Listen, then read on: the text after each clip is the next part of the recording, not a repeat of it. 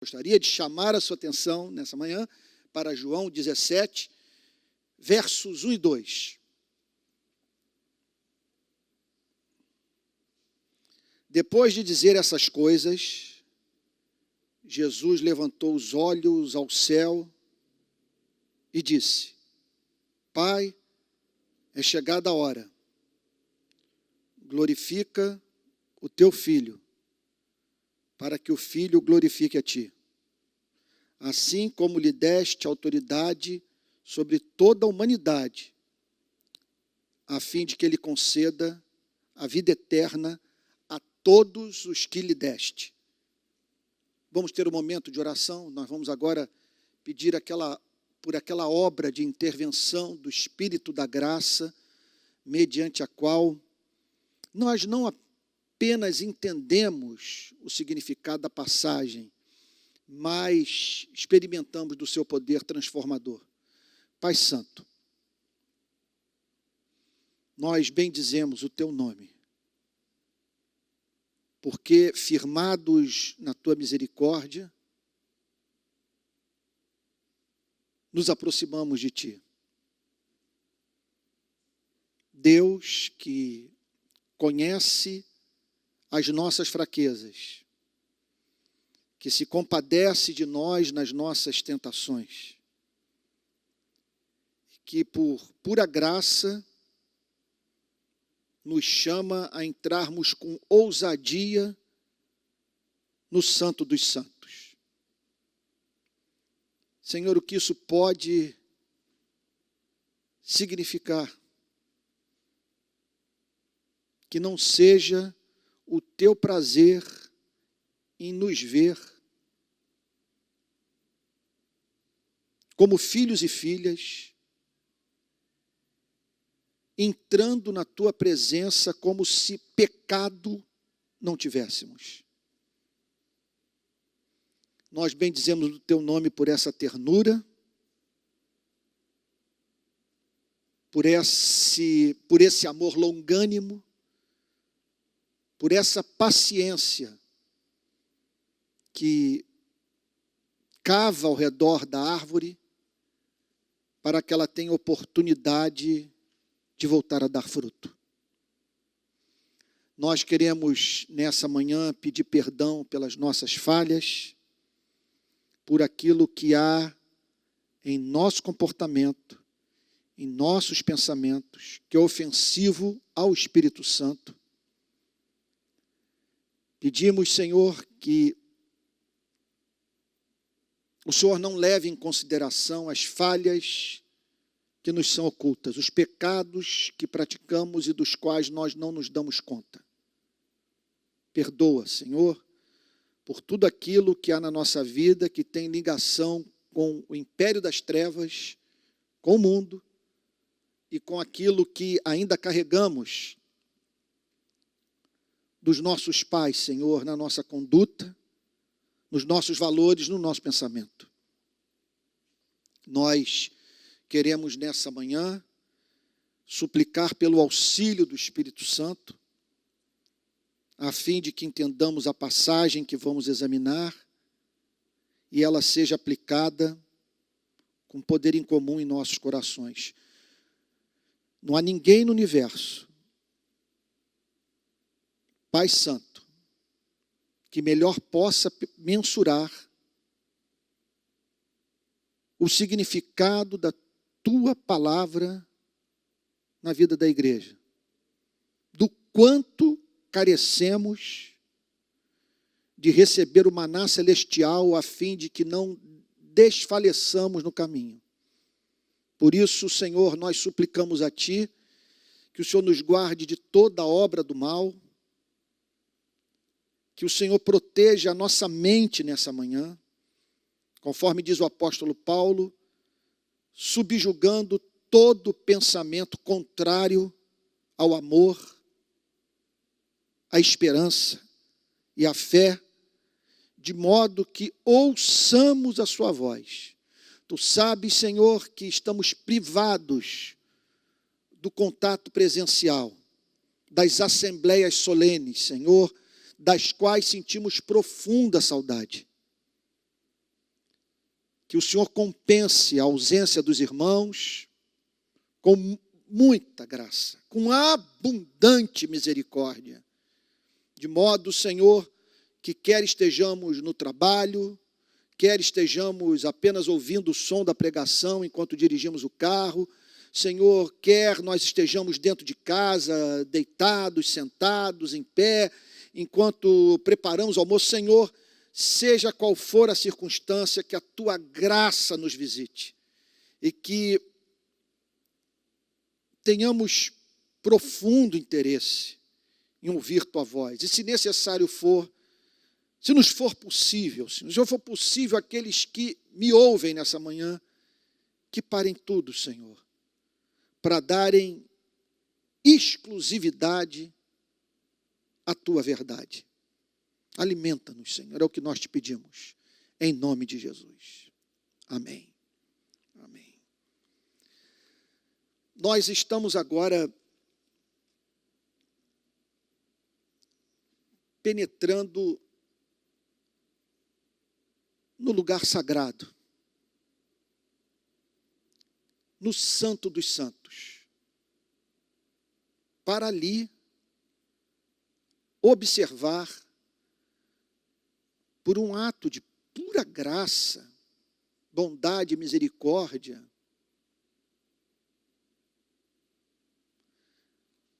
veja só, para contemplar a comunhão do Filho com o Pai. Você consegue imaginar alguma coisa mais extraordinária do que essa?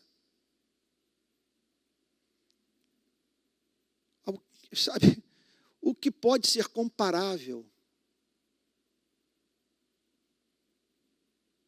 a essa manifestação do amor divino, por meio da qual o Espírito Santo levanta as cortinas, o véu que se interpõe entre o homem e o mistério da vida, a fim de que gente estranha, esquisita, desequilibrada, como alguém já disse, de perto ninguém é normal, se aproxime desse diálogo entre o Pai e o Filho. Então foi o que aconteceu poucas horas antes do Senhor Jesus ser preso. Os discípulos testemunharam essa oração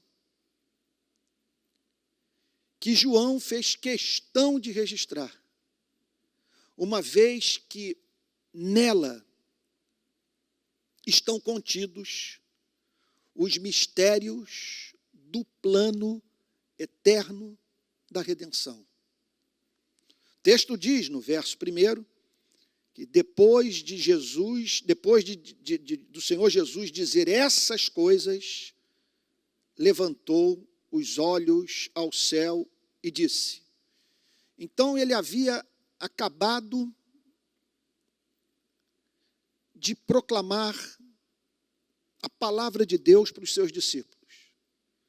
A igreja, ali representada pelos 11, já que àquela altura Judas havia se extraviado, estava para passar por uma dura, severíssima prova, porque Jesus estava para ser preso, encaminhado a Pilatos, a fim de receber a sentença capital e morrer,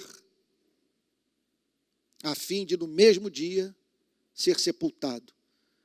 Aquilo, para os discípulos, foi uma prova incompreensível, porque foram 3 anos de convívio com alguém que demonstrou ter completo controle sobre a vida. Eles viram a multiplicação dos pães, testemunharam as curas sobrenaturais, a ponto de paralítico voltar a andar, cego a enxergar, surdo a ouvir. Eles também presenciaram o milagre de Cristo operado no mar da Galileia, no qual ficou patenteado o fato de que a realidade última é pessoal, e a dimensão pessoal da vida tem controle sobre a dimensão impessoal do universo.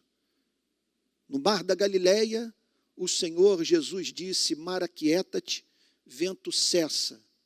Abra um parênteses para dizer o seguinte: esse milagre tem me acompanhado desde março de 2020, quando foi anunciada a chegada da pandemia da Covid-19 no Brasil.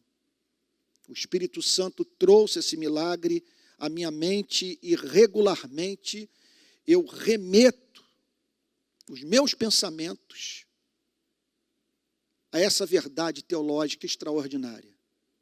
A dimensão, repito, pessoal da vida tem controle soberano sobre a dimensão impessoal do universo.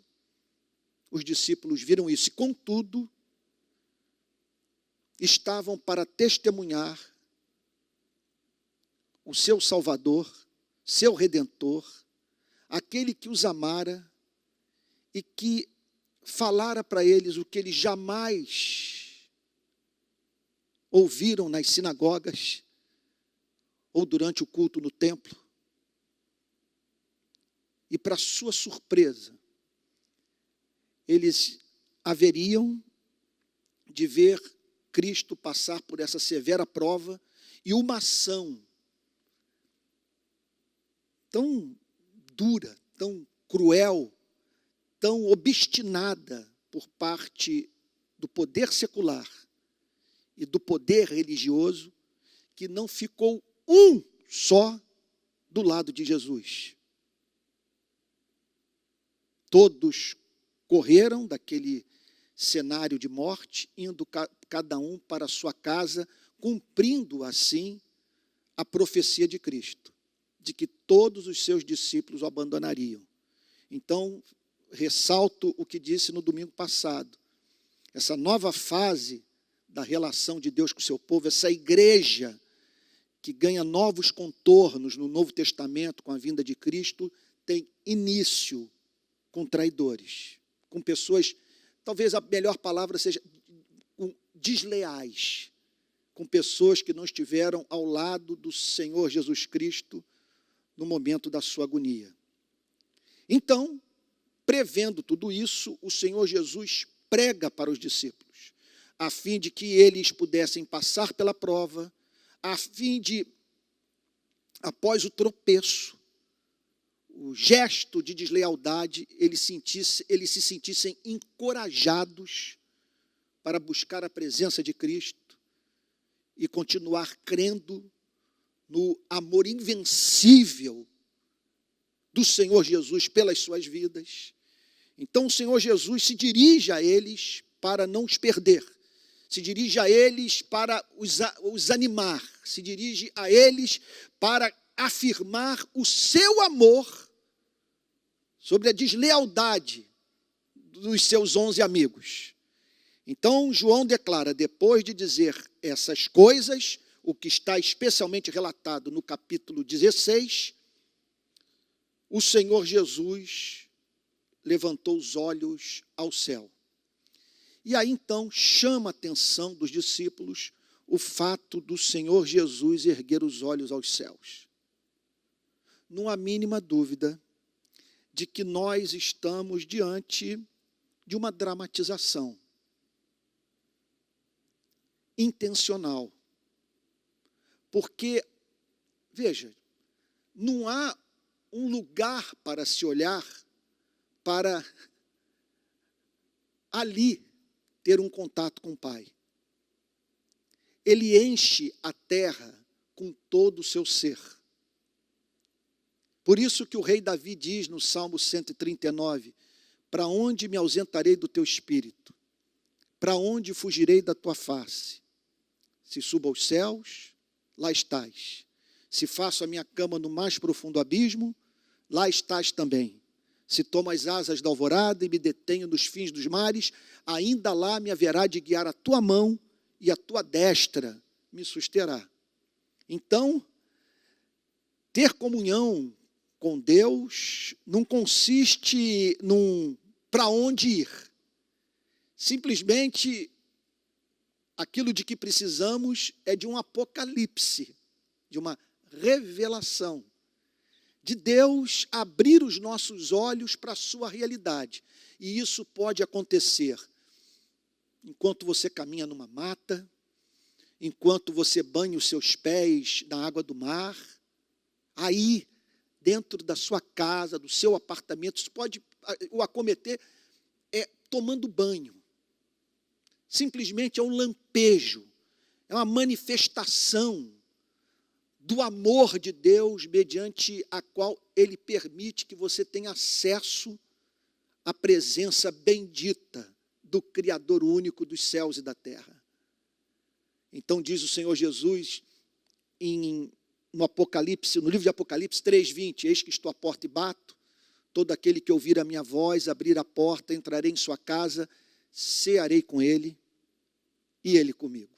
Então, todo movimento do ser humano na direção de Deus é fruto desse bater a porta de Cristo, dessa sugestão, desse sussurro do Espírito Santo, nos convidando para a comunhão deliciosa com o Pai. E a maravilha é saber que quando esse anelo pela presença de Deus nos acomete, nós não precisamos correr para o templo, julgando que somente ali nós encontraremos a Deus. Nós não precisamos nem nos vestir. Não há uma montanha para nós escalarmos. Se você tiver que escalar a montanha, porque ali é muito bom, você quer solitude e a natureza o ajuda a ter as portas da percepção espiritual abertas para você perceber a presença de Deus. Contudo, à luz da teologia do Novo Testamento, não há geografia sagrada no planeta Terra. Vamos assim dizer que casas, escritórios, igrejas, templos, montanhas se tornam sagrados quando ali encontram-se pessoas buscando a face de Deus. É bem verdade que tudo é sagrado, já que tudo revela o amor de Deus. Como diz João Calvino, para onde o homem lança o olhar, ele ali contempla a glória de Deus. E um Deus que quer ser encontrado em todos os cantos do planeta. Mas Jesus, mesmo assim, levanta os olhos ao céu. Faz essa coreografia proposital. Por quê? Porque isso é importante para você e para mim. É importante para você e para mim, para que saibamos que o reino dele não é desse mundo. Para que saibamos que ele está nos remetendo para uma espécie de vida para muito além do que pode ser experimentado nesse planeta. Ele levanta os olhos ao céu, porque nesse lugar, a glória desse Deus imanente, desse Deus que está presente em todo o universo, se manifesta de modo especial para os anjos, os querubins, os arcanjos e os homens e mulheres que morreram em Cristo, que foram redimidos pelo sangue do Cordeiro. Ali, essa glória se manifesta, nesse planeta bendito, santo, eterno, onde não se precisa de fé para se relacionar com o Criador, uma vez que ali a glória do Criador se manifesta visivelmente para aqueles que tiveram os corações lavados pelo sangue do Cordeiro.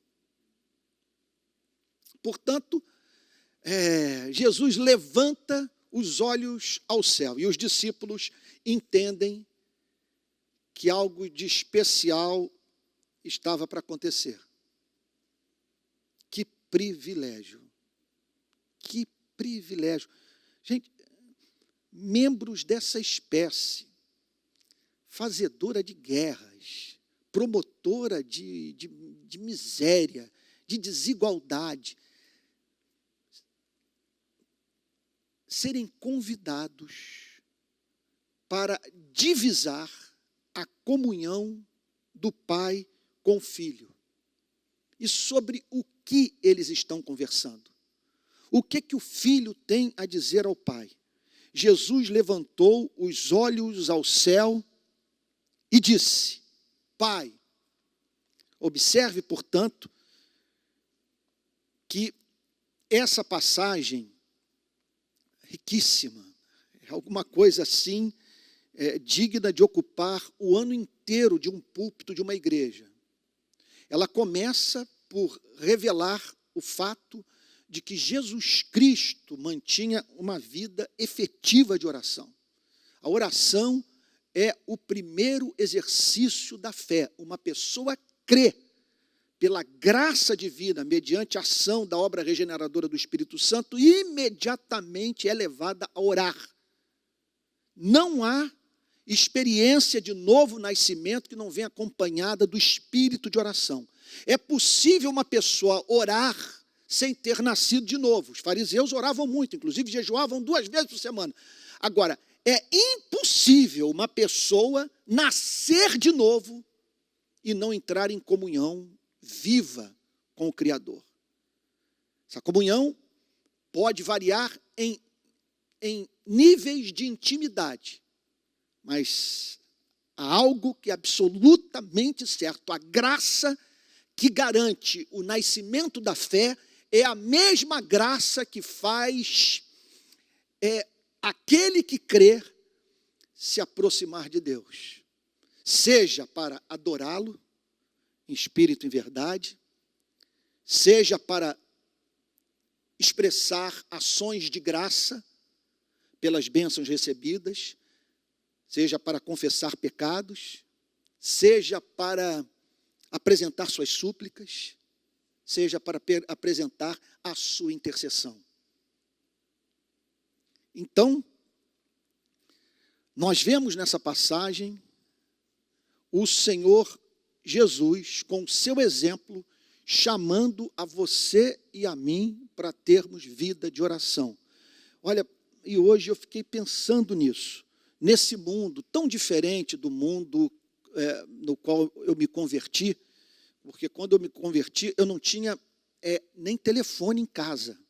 Família de classe média baixa, não tinha nem telefone em casa. Fui ter telefone anos depois. E obviamente, nós não tínhamos acesso a essas geringonças todas aí, dessa iPhone, Samsung, e tantos recursos, e TV a cabo, Netflix, essa infinidade de canais. Certamente, tudo isso nos distraía. Quer dizer, a ausência dessas engenhocas facilitava, promovia os momentos de solitude, ou pelo menos, talvez seja melhor eu apresentar as coisas nesses termos, era uma tentação a menos. E eu me lembro que nós passávamos muito tempo em oração. E acredito que devido àquela espiritualidade, aquele modelo de espiritualidade, que via a oração como elemento central, nós herdamos isso lá na Igreja Presbiteriana Betânia por parte do reverendo Antônio Elias. Era uma igreja que chamava os seus membros para orarem juntos e para terem vida pessoal de oração. Então, eu sou eternamente grato a Deus por ser herdeiro dessa tradição de espiritualidade. Nós nunca, jamais foi ensinado que a maturidade espiritual consiste em você orar menos. Que quanto maior é a sua compreensão da graça, menor o tempo passado na presença de Deus. Então nós orávamos muito, vigílias e horas de oração. Eu me lembro que, logo que eu me converti, eu fui para o seminário teológico.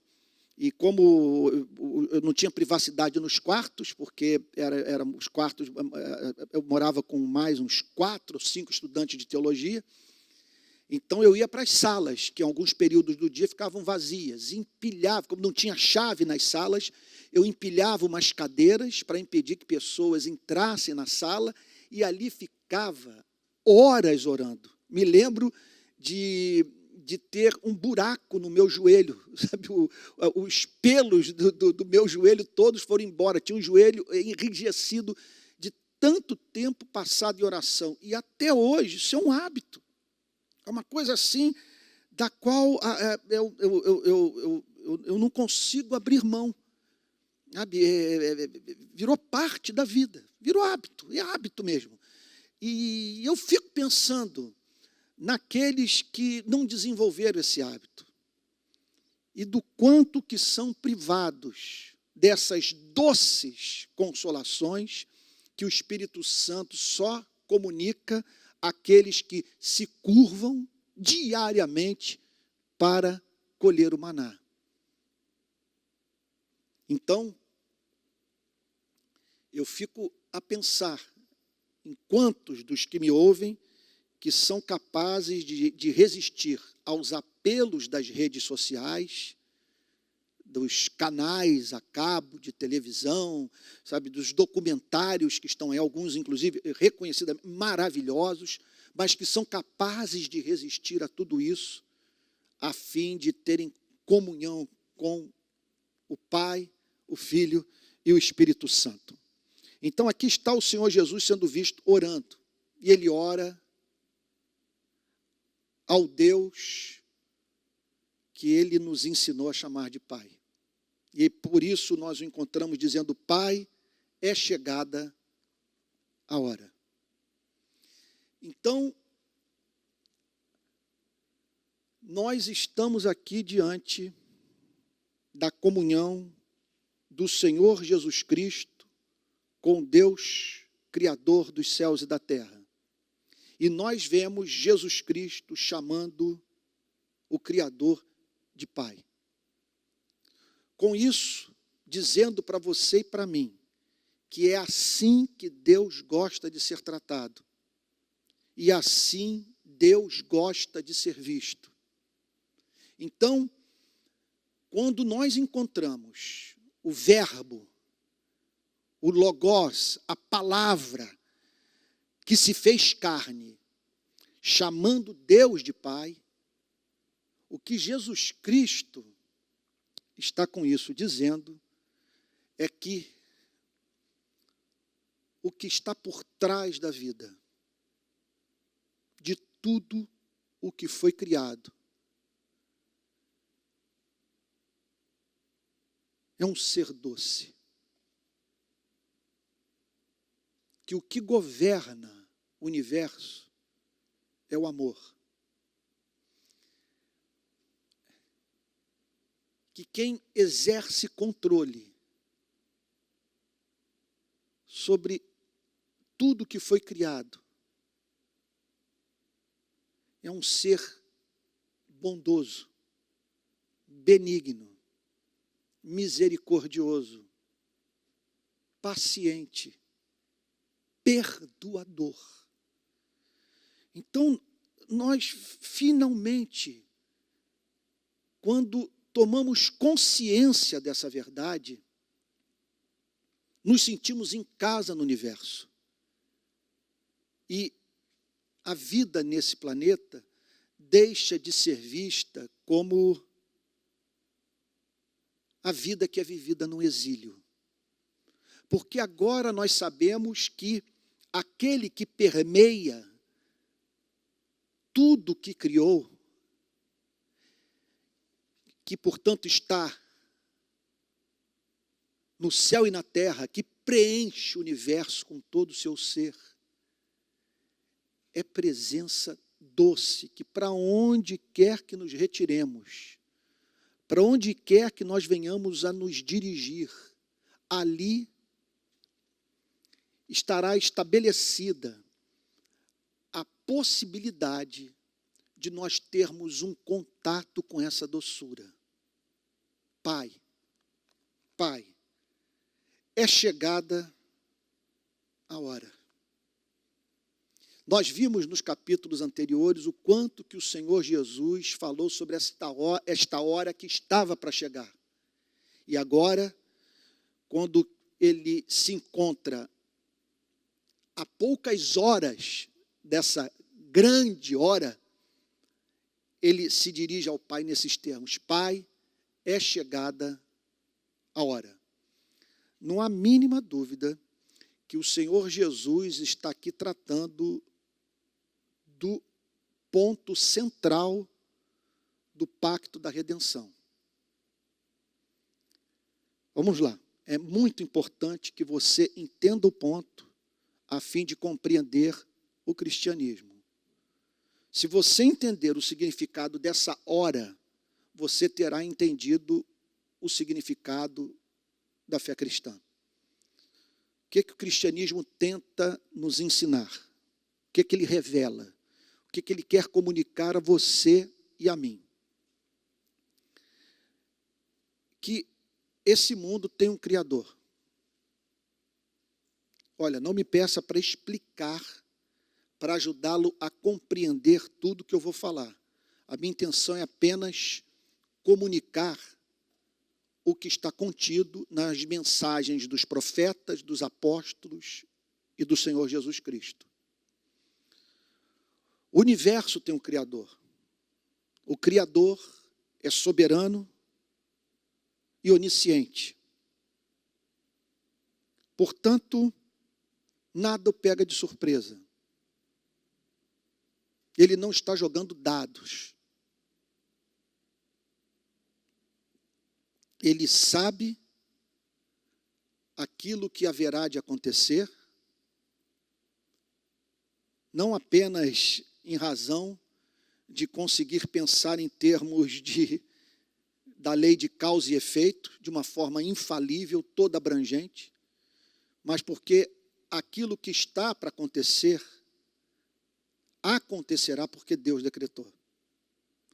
Não há como você separar a palavra Deus do conceito de soberania. Para ser Deus, ele tem que ser soberano, porque caso contrário, ele estará à mercê do acaso, com seus planos podendo ser obstaculizados por aquilo que escapa ao seu controle. Portanto, não há a mínima dúvida, e agora você vai entender por que eu pedi para você não esperar que eu explicasse o ponto, que eu ajudasse a compreender o ponto. Minha intenção é comunicar o que está revelado. E o que está revelado nos leva a crer que ele sabia de antemão que a humanidade se afastaria dele.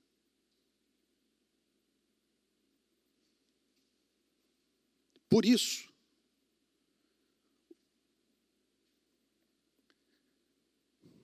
antes desse Deus dizer, haja luz, ele declarou, haja cruz. Antes dele criar os céus e a terra, ele já havia deliberadamente, em amor santo, decretado a salvação de um povo. De modo que, à luz da teologia do Antigo e do Novo Testamento, nós podemos dizer, sem medo de estar errados, que o grande propósito da criação desse planeta foi a formação desse povo. Eu chegaria ao ponto de dizer que essa presente era chegará ao fim no exato dia que o número de membros desse corpo se tornar completo. Então, como haveria uma queda, era necessário que houvesse uma redenção. Porque para que Deus tivesse um povo formado a partir de homens e mulheres que se tornaram malignos, perversos, afeitos à morte, era necessário que esses que se afastaram do seu Criador fossem redimidos. Então, por isso, a Bíblia nos mostra Deus elaborando um plano todo abrangente, mas repleto de detalhes, a fim de redimir esse povo.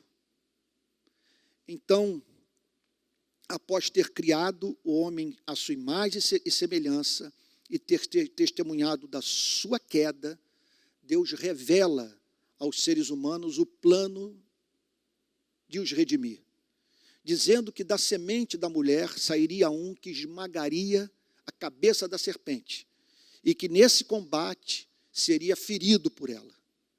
Sem a mínima dúvida, Gênesis 3,16 está falando sobre Jesus Cristo, que morreu pelos nossos pecados e que destruiu para sempre o nosso maior opositor, aquele que nos odeia com ódio consumado e que quer nos manter, portanto, privados da comunhão com Deus.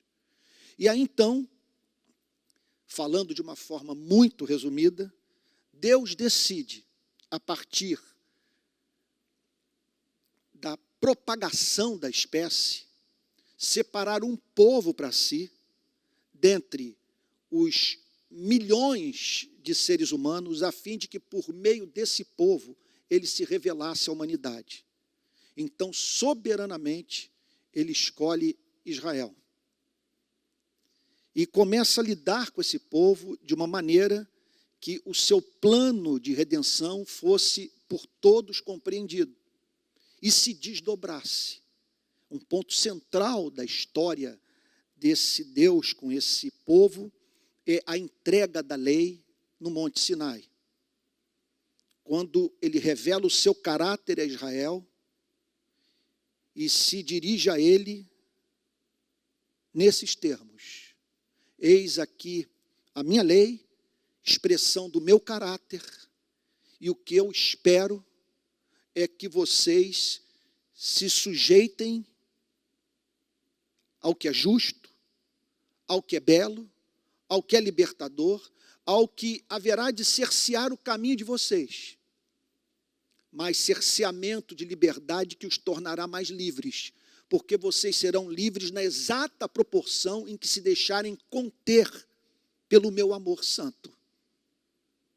E se vocês assim o fizerem, eu os abençoarei. Vou abençoar a terra de vocês. Vou abençoar o trabalho de vocês. Vou abençoar o corpo de vocês. Vou abençoar a descendência de vocês até 1000 gerações.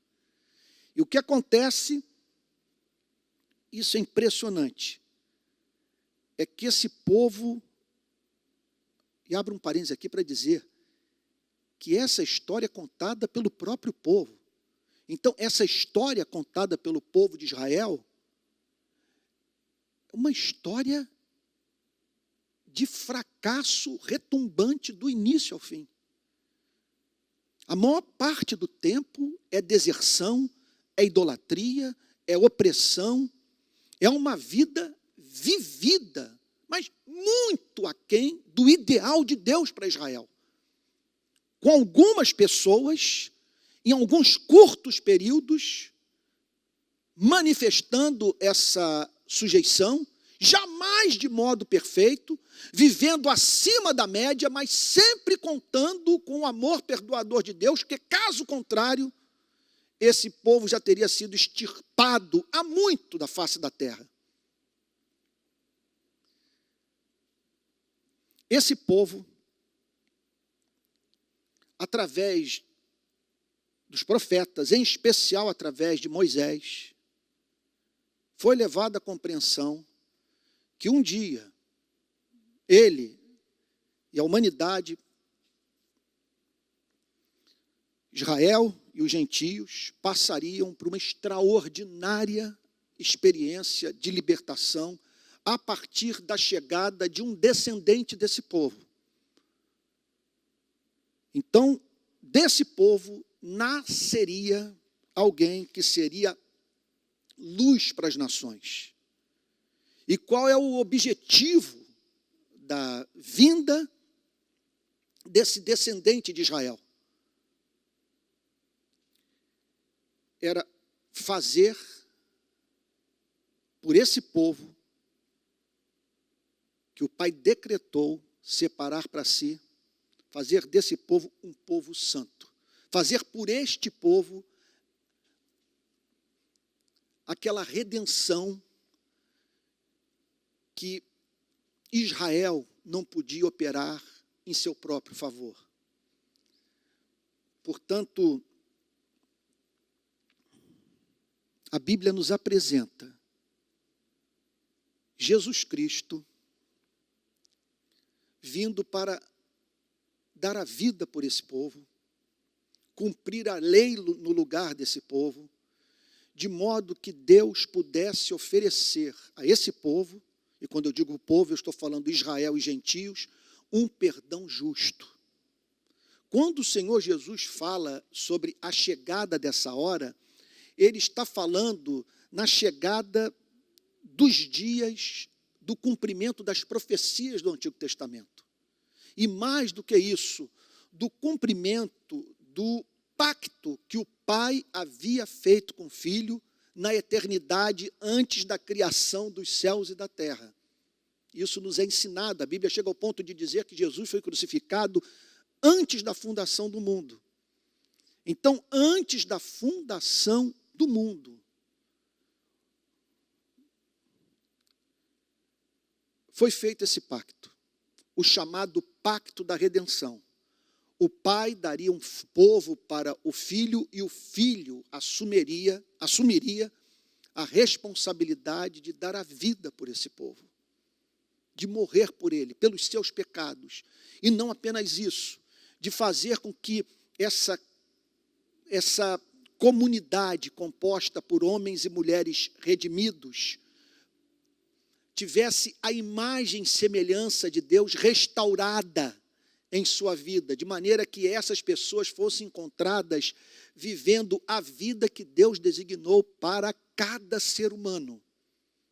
Quando o Senhor Jesus, então, fala da chegada dessa hora, ele está falando da chegada do momento em que ele cumpriria esse pacto da redenção. É chegada a hora, é chegado o momento de aquilo que foi pactuado na eternidade fosse levado a cabo no tempo e no espaço pelo Filho de Deus.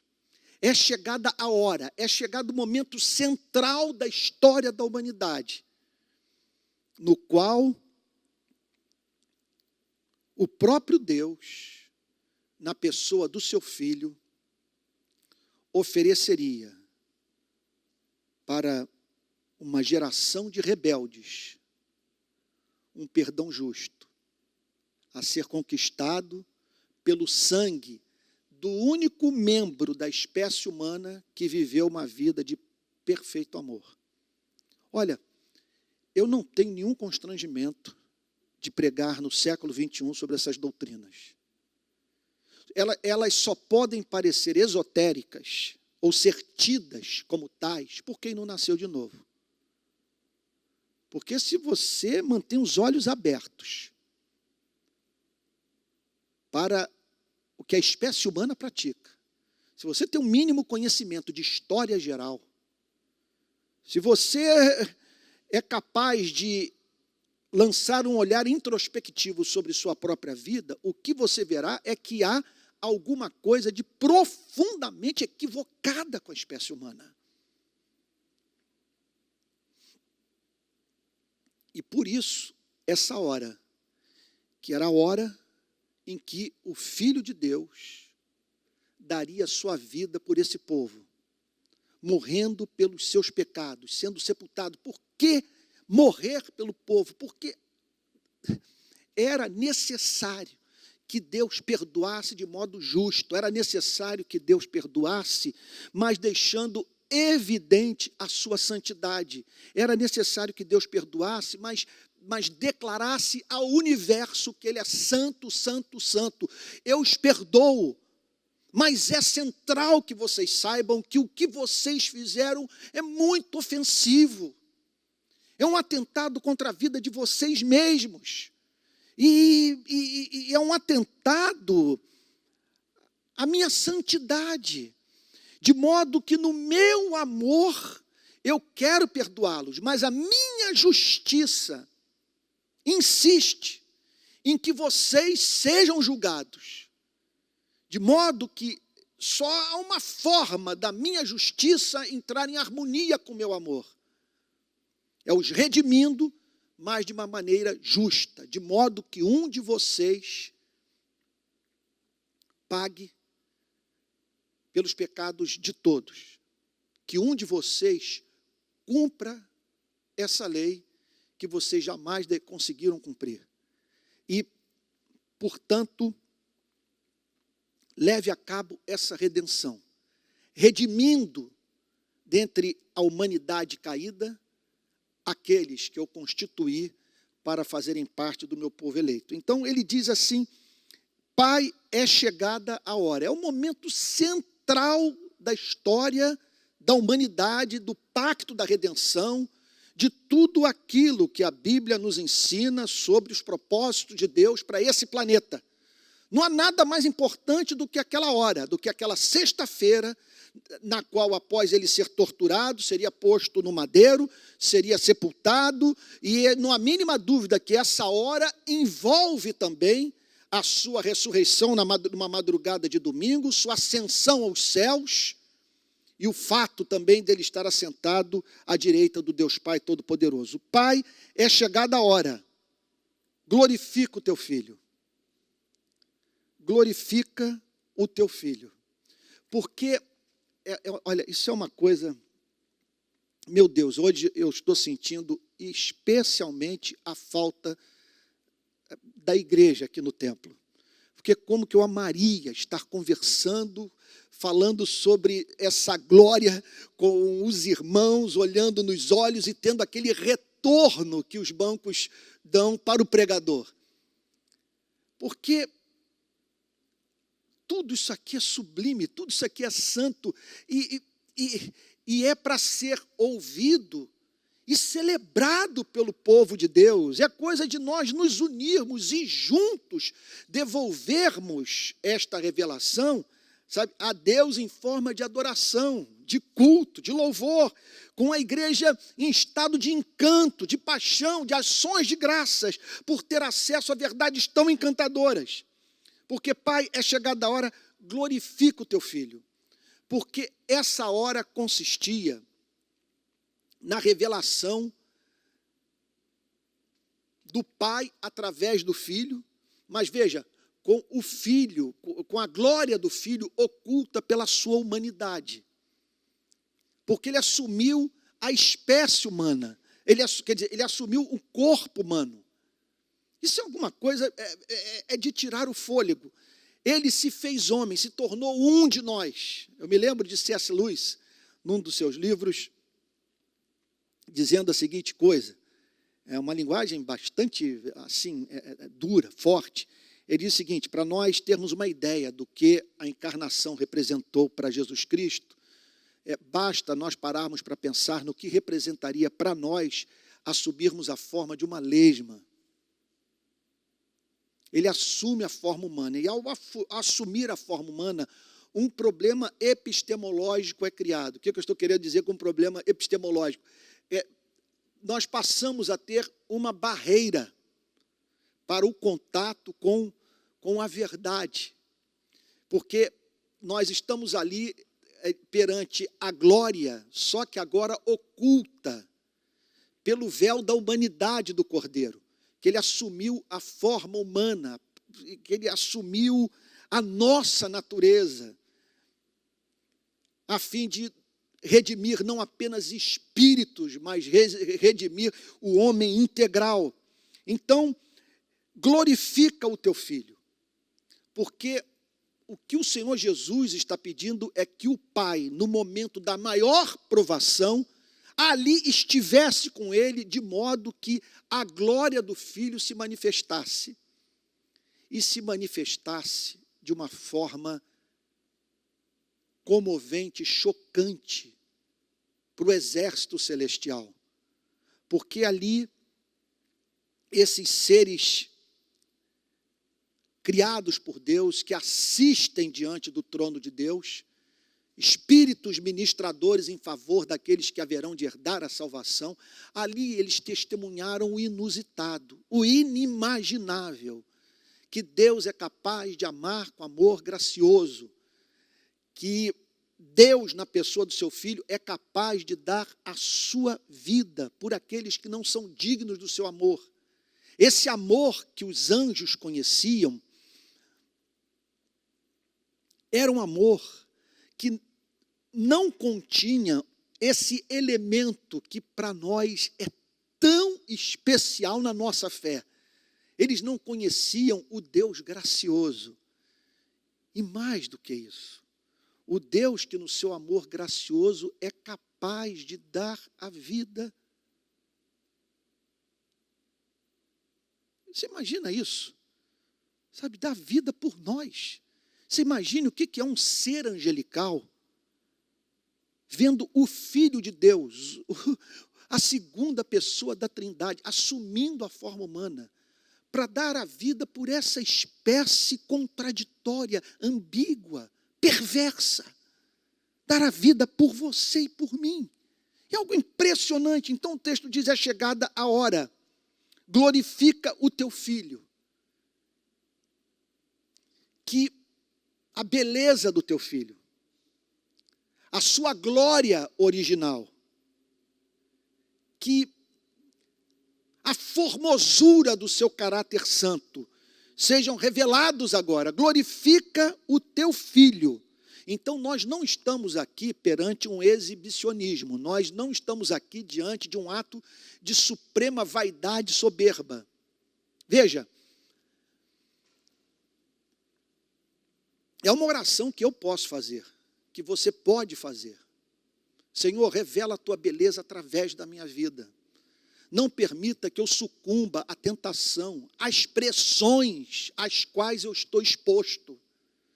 Senhor, ajude-me a ser uma expressão da revelação da tua bondade. Glorifica o teu filho. Só que aqui a oração assume um contorno diferente, porque, veja, quando eu peço para que Deus seja glorificado através da minha vida, eu faço pedindo que, ao essa beleza ser manifestada através de mim, eu saia do cenário e as pessoas que me conhecem, que tiveram contato comigo, fiquem encantadas com o ser de Deus, os seus atributos, a sua formosura. Porque eu não sou a referência no universo daquilo que é belo, daquilo que é santo, daquilo que é justo. Agora, quando as Sagradas Escrituras nos apresentam Cristo dizendo glorifica o teu filho, o que as Sagradas Escrituras estão nos ensinando, aliás, o que a oração, vamos assim melhor dizer, o que a oração de Cristo nos ensina é que ele quer chamar a atenção de todos para si, porque olhar para Cristo é experiência que jamais será monótona. Nós jamais conseguiremos explorar essa beleza. É um oceano de graça, de verdade, de sabedoria, de santidade. Glorifica o teu filho para que a humanidade veja beleza no teu filho. para que a humanidade se envolva com teu filho, para que a humanidade veja a tua beleza revelada na beleza do teu filho, e para que o filho glorifique a ti, para que no comportamento do filho, na morte do filho, na submissão do filho,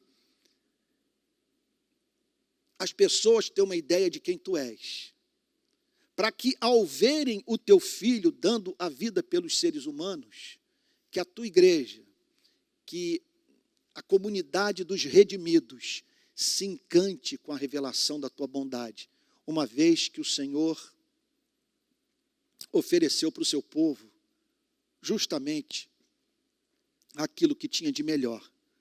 Pai, é chegada a hora, glorifica o teu filho, para que o filho glorifique a ti.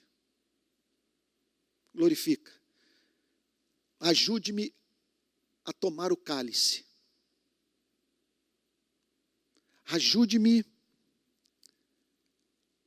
a oferecer a minha vida como ovelha muda, a ser levada para o matadouro.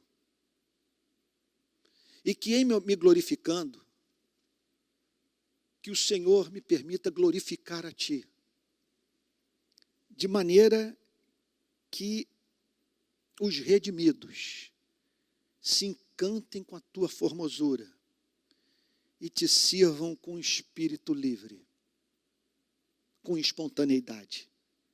Assim, e aqui eu termino, o último versículo dessa manhã. Assim como lhe deste autoridade sobre toda a humanidade. Com isso, o Senhor Jesus está nos apresentando um ponto central da sua cristologia, que Deus, na pessoa de Jesus Cristo, tem governo soberano sobre o mundo dos homens, sobre os homens e as mulheres. Ele tem autoridade sobre a humanidade, mas de uma forma específica. O que ele quer dizer com isso do ponto de vista do plano da redenção? O texto diz, assim como lhe deste autoridade sobre toda a humanidade. Autoridade sobre toda a humanidade. Autoridade para quê? É bem verdade que isso envolve as decisões de toda a classe governante, isso envolve o destino das nações, isso representa os limites que o próprio Deus estabelece para a ação humana, que não há exército que, por tão forte que seja, que possa extrapolar as fronteiras estabelecidas para as suas ações pelo próprio Deus. Então é isso que ele quer dizer, em termos gerais, sobre me deste toda a autoridade, assim como lhe deste autoridade sobre toda a humanidade, a fim de que ele conceda a vida eterna a todos os que lhe deste. E aí nós entramos numa doutrina que muitos pensam que só é encontrada nos escritos do apóstolo Paulo ou do profeta Isaías, e que tentam perverter para prejuízo da sua fé, privando-se assim de uma verdade que, se está revelada, é para o nosso benefício, para a nossa santificação, para a nossa consolação. Porque o que ele diz? Me deste autoridade sobre toda a humanidade, a fim de que ele conceda a vida eterna a todos os que lhe deste. Quando ele diz, me deste autoridade sobre toda a humanidade, ele está dizendo o seguinte, que embora esse mundo tenha um príncipe, preste atenção, nisso consiste toda a esperança da obra missionária. A gente vai para o mundo pregar o evangelho, mesmo para locais espiritualmente inóspitos, refratários à pregação do evangelho, onde os cristãos são perseguidos, igrejas incendiadas, em razão do fato de que toda autoridade foi dada a Cristo, que ele tem autoridade sobre toda a humanidade. Ora, a Bíblia parte da pressuposição que esse mundo está sob o governo do príncipe das trevas. O que essa passagem, por isso é importante, daí a importância de todo pregador conhecer teologia sistemática. Porque às vezes uma afirmação é feita num texto das Sagradas Escrituras, para mais adiante, numa outra passagem, você se deparar com um contraponto, que não representa uma contradição, mas uma verdade que precisa ser harmonizada com a outra, a fim de que nós tenhamos uma visão do todo, a fim de que desenvolvamos um modo simétrico de ver a vida.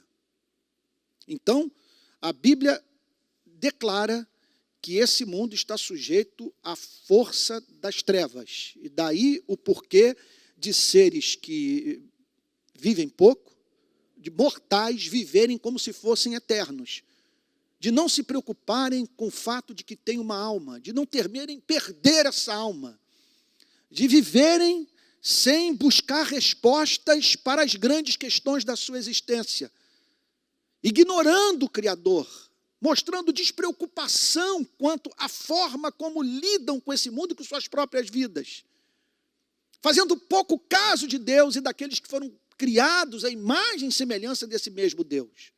Como explicar isso? Como explicar o fato de que nós nos dedicamos mais à obtenção de fama e poder do que à busca por sabedoria, por entendimento, pelo conhecimento de Deus? Como, vivendo num mundo que não nos satisfaz, do qual nós não podemos extrair o que atende às demandas infinitas de felicidade do nosso coração, como que nós podemos nos dedicar mais a este mundo do que ao que é capaz de satisfazer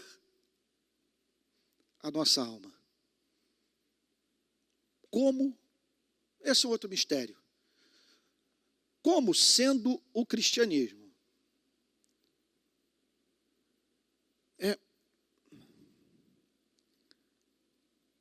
vamos assim dizer, a única filosofia, entenda o que eu estou dizendo,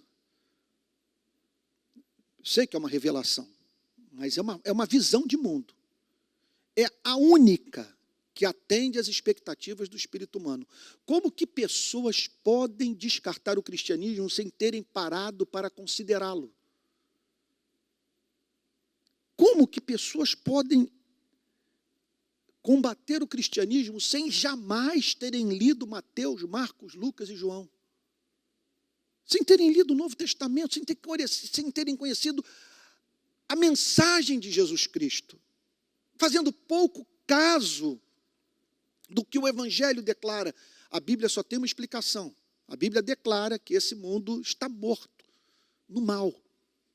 Os homens estão cegos, por isso que a ação evangelística da igreja é vista pelo Novo Testamento como uma ação de libertadora. Significa retirar homens e mulheres do império das trevas e transportá-los para o reino do Filho do amor do Pai. Agora, como que esse milagre pode acontecer num mundo subjugado pelo príncipe das trevas? Aqui está a resposta. Lhe deste autoridade sobre a humanidade. O que isso significa? Significa que o adversário de nossas almas não tem poder para manter ninguém cativo para sempre, sujeito à sua vontade. Porque olha o que ele diz: a fim de que ele conceda a vida eterna a todos os que lhe deste, a fim de que aqueles que não conseguem amar, passem a amar, a fim de que aqueles que não conseguem perdoar, aprendam a perdoar, a fim de que aqueles que não veem sentido para a sua existência sejam encontrados noite adentro, prestando culto em espírito e verdade ao Pai Celestial, a fim de que esses, portanto, recebam vida eterna. Então, há um cativeiro, há pessoas que estão subjugadas por esse déspota. Só que o Senhor Jesus está dizendo é que tem alguém mais valente do que ele, capaz de arrebentar toda cadeia, toda corrente, despedaçar muralhas e fazer com que homens e mulheres passem pela experiência da redenção. assim como lhe deste autoridade sobre toda a humanidade. Gente, como explicar o avanço da fé cristã no mundo? Como explicar uma religião que começa com um carpinteiro e com alguns pescadores, que não deve a sua existência a nenhum apoio político? Um império, sabe? É uma religião que não começa em Atenas, não começa em Roma, começa nos arredores do mar da Galileia, com um carpinteiro de 30 anos e alguns pescadores. Como explicar a presença do cristianismo em todos os continentes? Como explicar que nesse exato momento, num domingo como esse, Jesus está sendo adorado em todo o planeta? A explicação é essa. Assim como lhe deste autoridade sobre toda a humanidade, a fim de que ele conceda a vida eterna a todos os que lhe deste. Bom, vamos aqui agora para um tema central. E aqui eu concluo. Ele tem autoridade sobre a humanidade. O que significa dizer que ele tem autoridade sobre a humanidade? Que dentre a humanidade caída, ele é livre para dar a vida eterna a quem ele quiser. Esse é o sentido de toda autoridade. A salvação não está nas mãos dos seres humanos. E eu abro parênteses aqui para dizer o seguinte: é por isso que eu sou reformado. Por isso que eu creio nessa elaboração teológica que leva o nome de calvinismo, que tem como um dos seus pressupostos a verdade contida nesse verso 2. O Senhor deu a mim autoridade sobre toda a humanidade. E o que eu faço com esse governo? Justamente aquilo que foi decretado. Justamente aquilo que foi pactuado. E o que foi pactuado? Que milhões de rebeldes,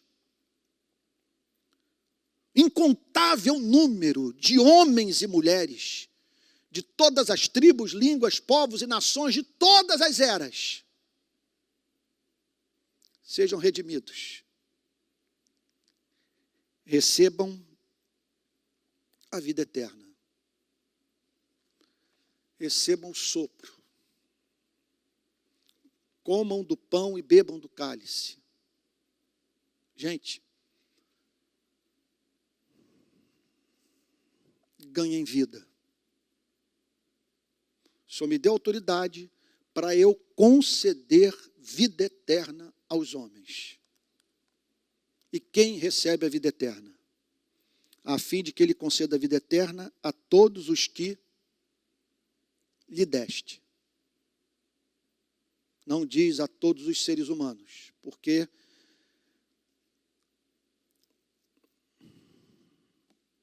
não é isso o que acontece.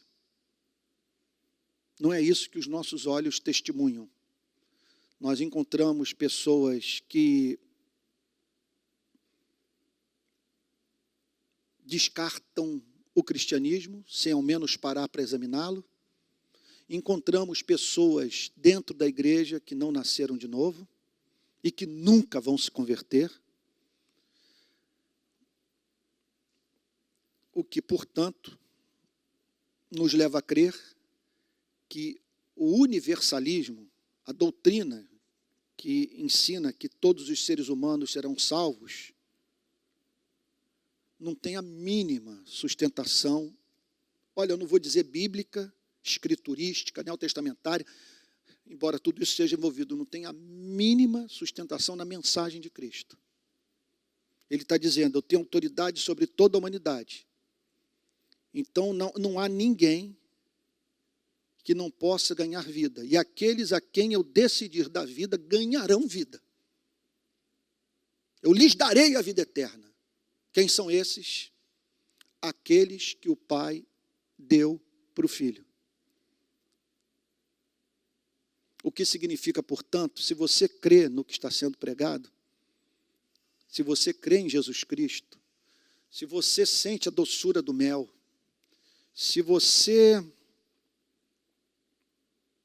ama a mensagem da cruz, Se você é um imitador de Cristo, se você se considera pecador e carente da redenção que há em Jesus Cristo, o que eu tenho para lhe dizer é que você, antes da criação desse planeta, já existia, por existir na mente de Deus. O que esse texto está dizendo é que Jesus não veio para salvar a humanidade. Ele veio para salvar estes que o Pai entregou a ele, para que esses fossem redimidos. Estão todos sob cativeiro.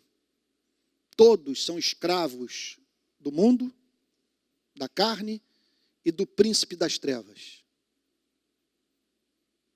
3 adversários. Nenhum de nós consegue dar conta com um só deles.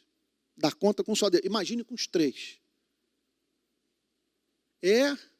O que a Bíblia ensina é a incapacidade total dos seres humanos de se voltarem para Deus.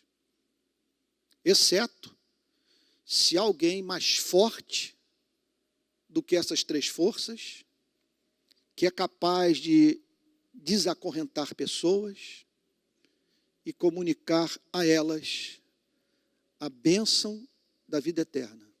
E é isso que as Sagradas Escrituras ensinam, e o que o Senhor Jesus declara nessa passagem. Nos próximos domingos isso vai ficar cada vez mais claro, é que os que são objeto dessa regeneração, desse amor redentor, são aqueles que o Pai entregou para o Filho, para que o Filho desse sua vida por eles.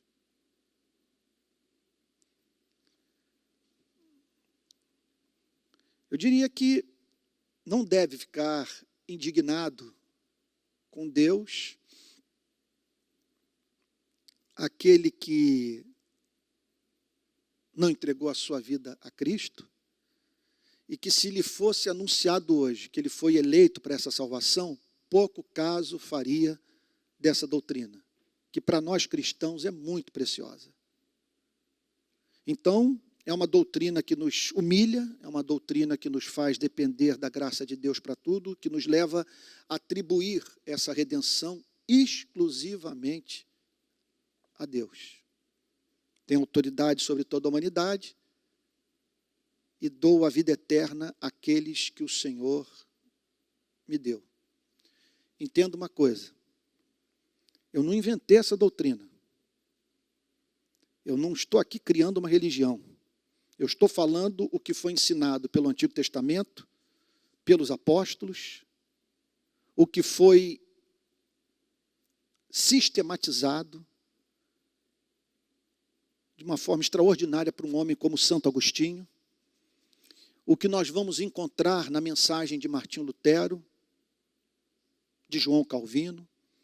Eu estou tão somente nessa manhã passando adiante o que eu recebi.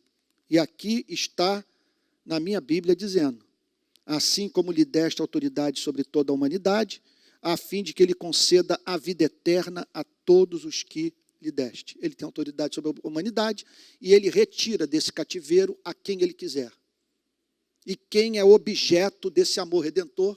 Aqueles que o Pai entregou ao Filho. O Filho veio para redimir a estes.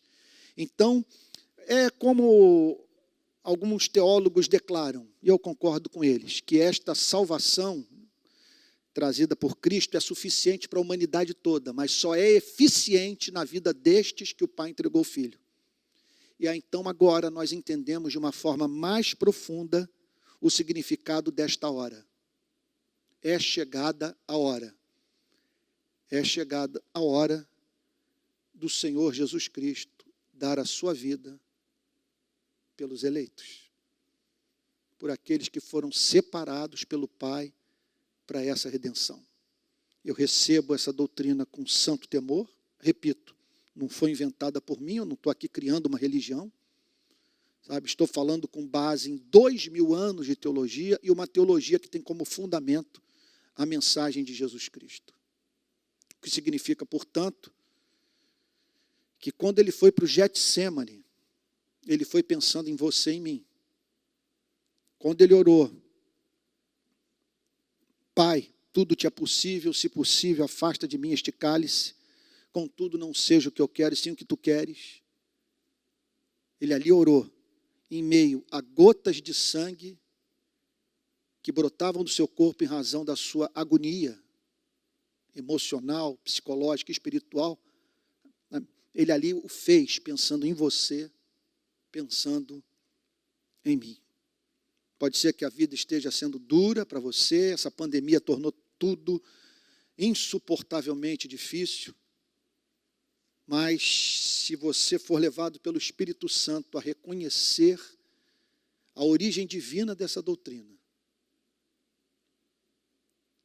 você encontrará motivo para dizer, juntamente com o apóstolo Paulo, aprendi a viver contente em toda e qualquer situação.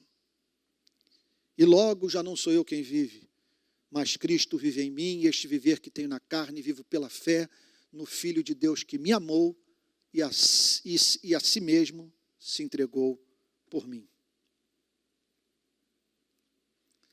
Depois de dizer essas coisas, Jesus levantou os olhos ao céu e disse: Pai, espero que agora você esteja compreendendo melhor o versículo. Pai, é chegada a hora, é chegado o momento de eu dar a minha vida pelo meu povo. Glorifica o teu filho. Que o teu filho se submeta à sua vontade. Que seu filho morra pelos rebeldes. Para que o Filho glorifique a ti, para que nessa morte, nessa ressurreição, no que acontecerá no Calvário, e nos dias subsequentes, o Senhor seja glorificado, a tua beleza seja revelada, assim como lhe deste autoridade sobre toda a humanidade. Não há nenhum ser humano que Cristo não possa libertar. Ele tem autoridade sobre toda a humanidade e autoridade para fazer o quê? A fim de que ele conceda a vida eterna, que é mais do que vida para sempre. É adoração, é ações de graças, é poder olhar para a morte e dizer: onde está a morte, a tua vitória, onde está a morte, o teu aguilhão. É você poder dizer: o sangue de Jesus Cristo me purifica de todo pecado. É você ser livre do seu passado. Viver o presente sob a consciência desse amor redentor. E estar certo, quanto ao futuro, que bondade e misericórdia o seguirão todos os dias da sua vida e você habitará na casa do Senhor para todo sempre. Agora, por quê? Por que tudo isso? Porque o Pai amou você. O Pai o entregou ao Filho, para que naquela hora o Filho morresse por você e por mim, pela sua igreja. Que nós usemos dessa soteriologia, e que eu concluo, para não apenas nos lembrarmos do que o Pai e o Filho fizeram por nós, mas também nos lembrarmos do modo como nós devemos viver.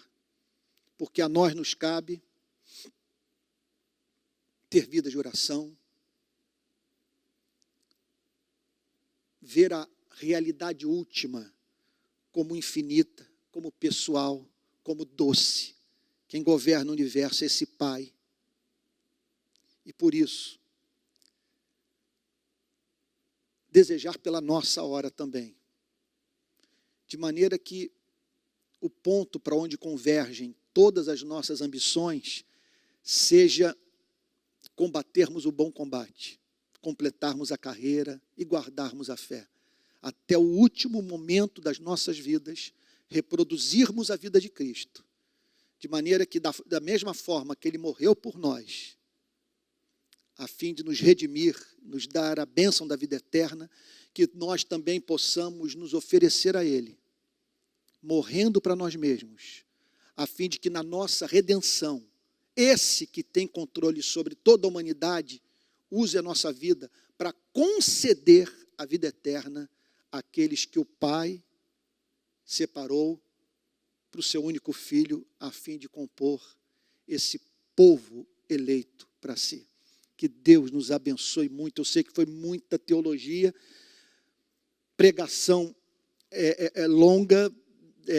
Estou certo que poderia ter falado de uma forma mais exígua, mas eu espero que, apesar de toda imperfeição, dessa água do Evangelho está passando por um cano, sabe, e levando juntamente consigo o gosto do cano. Eu espero que, contudo, você possa estar aí agora, nesse momento, dizendo quão encantadora é a mensagem do Evangelho. E que você esteja em estado de encanto, louvor e adoração pelo amor que foi revelado nessa manhã pela sua vida. Porque se tudo isso é verdade, como nós acreditamos, o amor que Deus tem por você é incalculável. Dar você para o Filho, dizer que você é tão estimado por Ele, que Ele deu você o seu único Filho. E decretou essa hora, na qual o Filho morreria pelos seus pecados e conquistaria essa redenção, a fim de você poder ter a bênção da vida eterna. Olha, eu vou lhe dizer, isso aí é coisa para ocupar o nosso pensamento por toda a eternidade. Por isso nós deveríamos ler a Bíblia e sondar as insondáveis riquezas de Deus em Cristo Jesus, porque o que temos ali não se pode medir.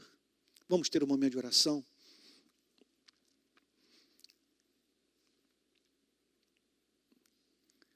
Pai Santo, é tudo tão superlativo, é tudo tão santo, tão glorioso, tão acima do senso comum. Senhor, é tudo tão consolador, tão arrebatador.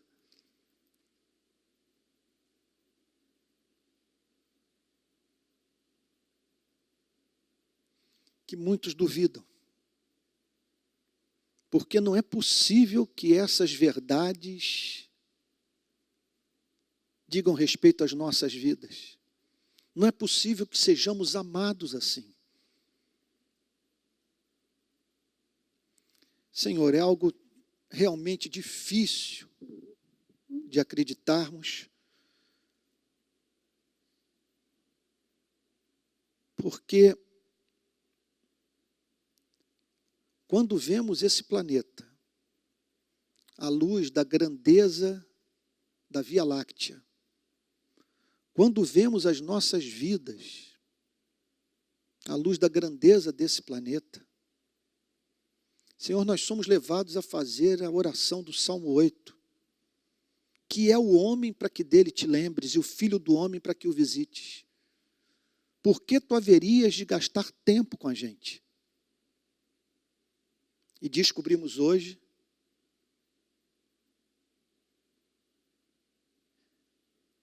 que o Senhor gastou sua vida com a gente. Que o Senhor enviou Jesus Cristo para morrer por nós. Que quando sua hora chegou, o Pai e o Filho anelaram por ela. Porque ali seria garantida a redenção justa de um povo que na eternidade foi predestinado para esta salvação. Senhor, nós pedimos a Ti que chegue um dia que possamos compreender essa doutrina e, tomados de êxtase, a mais profunda gratidão, colocarmos a nossa vida sobre o altar, apresentando os nossos corpos como sacrifício vivo, santo e agradável a Deus. Em nome de Jesus, Senhor. Amém.